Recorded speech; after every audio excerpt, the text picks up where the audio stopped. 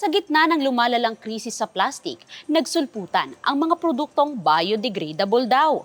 Pero ang pag-verify kung tunay nga itong nabubulok at makatutulong upang mabawasan ang plastic pollution ay isa pa ring malaking hamon.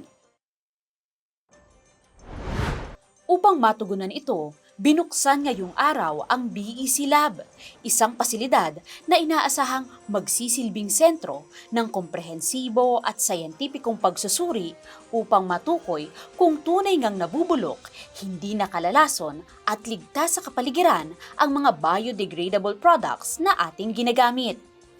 The BEC laboratory established to play an essential role in verifying plastic claims and product quality.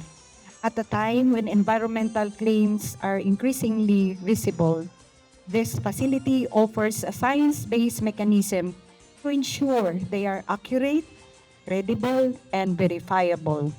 By doing so, the laboratory helps protect consumers, supports responsible manufacturers, and sustains public confidence in products placed on the market.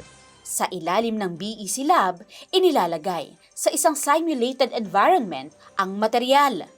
Dito, inaalam ang reaksyon nito sa UV light, heat at moisture na kalimitang makikita sa isang outdoor setup. Layunin nitong matukoy ang bilis at effectivity ng pagkakabulok nito. Sa tulong rin ng laboratoryong ito, sinisiguro na ang mga napira-pirasong plastik, gayon din ang mga likidong magmumula rito ay hindi makakaapekto at makakasama sa ating kalikasan, partikular na sa mga buhay na organismo.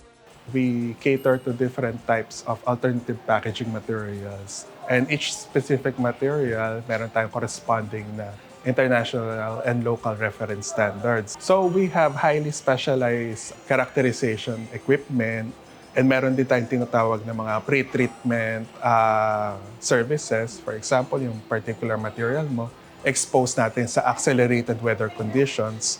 So we'll make use of our different analytical and specialized instruments to accelerate or mimic yung environmental conditions that is considered to be a factor in the biodegradation process.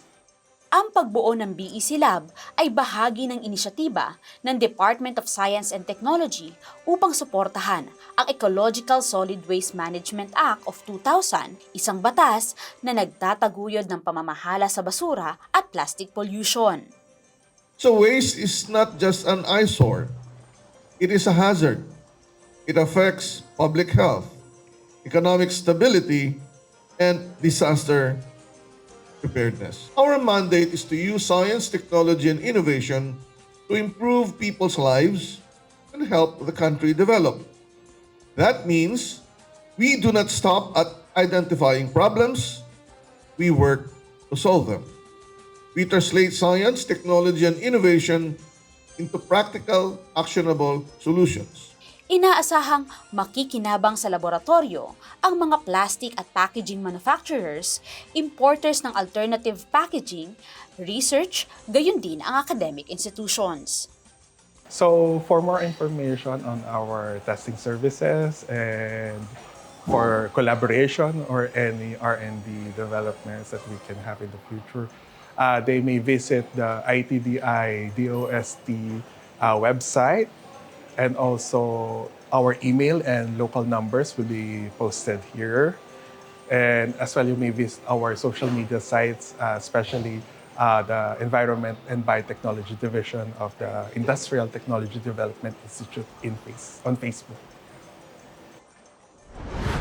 Sa panahong parami ng parami ang mga produktong eco-friendly daw, dapat maging mas mapanuri tayo. Hindi sapat ang sabi-sabi. Dapat ito'y nasuri at napatunayan ng agham. Mula dito sa Taguig City, ako si Desa Maderal para sa DOST Report.